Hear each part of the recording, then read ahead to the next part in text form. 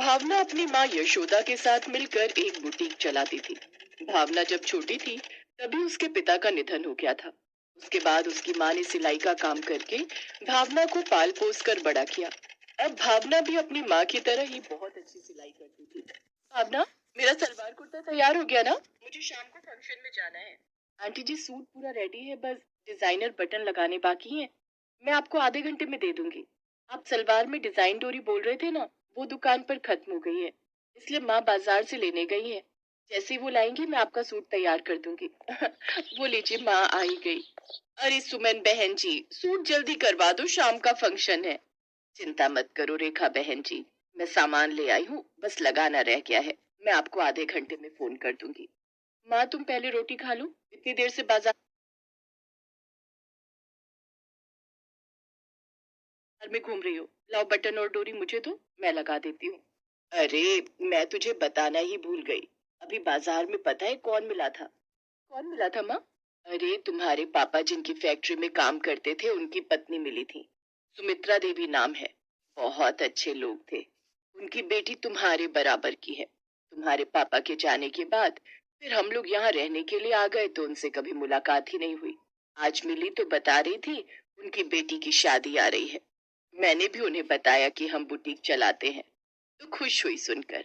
बोल रही थी अपनी बेटी की शादी के लिए थोड़े सूट सिलवाने हैं। तो मैंने कहा कोई बात नहीं, दे जाना, अच्छे से तैयार कर देंगे हम लोग।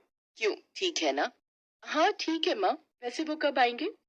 वो कल आएंगी। अपनी सुमित्रा देवी अपनी बेटी मधु के साथ शादी के सूट देने के लिए आ जाती है।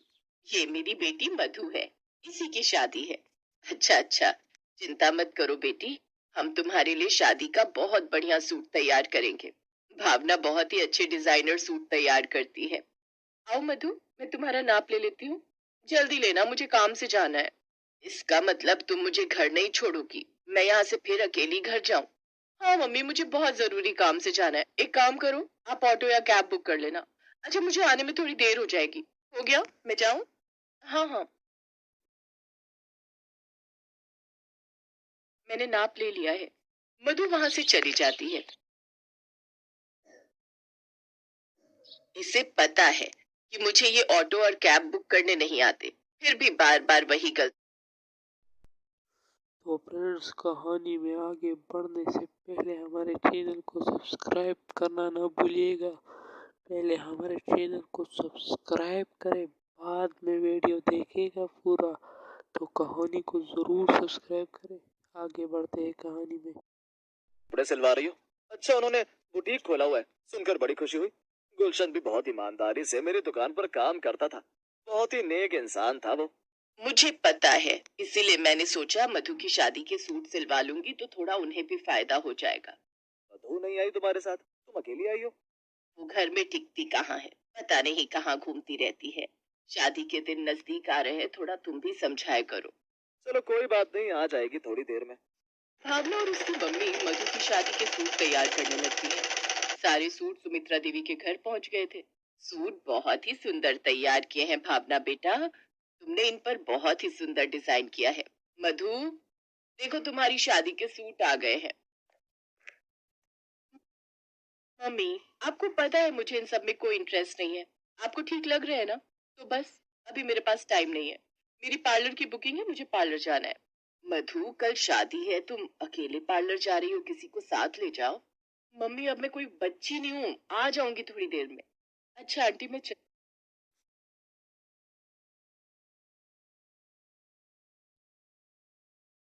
चलती हूँ। भावना चली जाती है। अगले दिन मधु की शादी थी। सुमित्रा देवी और उनके पति ने शादी की सारी तैयारी कर ली थी। सुमित्रा देवी ने भावना और उसकी माँ यशोदा को भी शादी में बुलाया था। सब लोग शादी में पहुंच चुके थे। बस इंतजार था तो मधु के मंडप में आने का। पर जैसे ही सुमित्रा देवी मधु को लेने के लिए उसके कमरे में जाती हैं, वो देखती हैं कि मधु वहां नहीं है। मधु एक चिट्ठी छोड़कर भाग गई थी।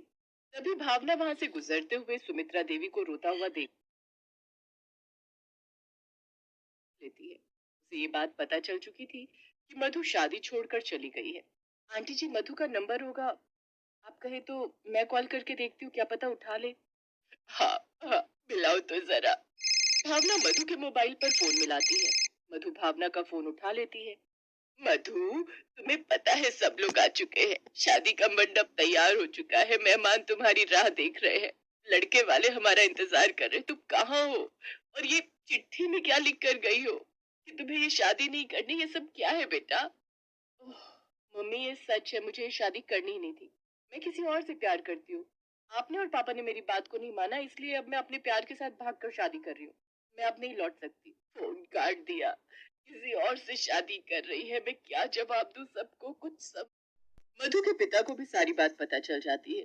वो गुस्से में भर जाते हैं, पर उस समय कोई कुछ नहीं कर सकता था। लड़के वालों को कमरे में बुलाकर सारी बात बताई जाती है। भावना भी वहीं खड़ी थी।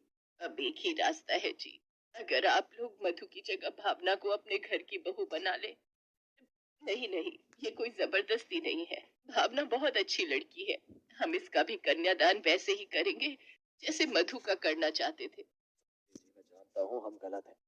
हमारी बेटी यहाँ से भाग गई है, हमारी इज्जत अब आपके हाथों।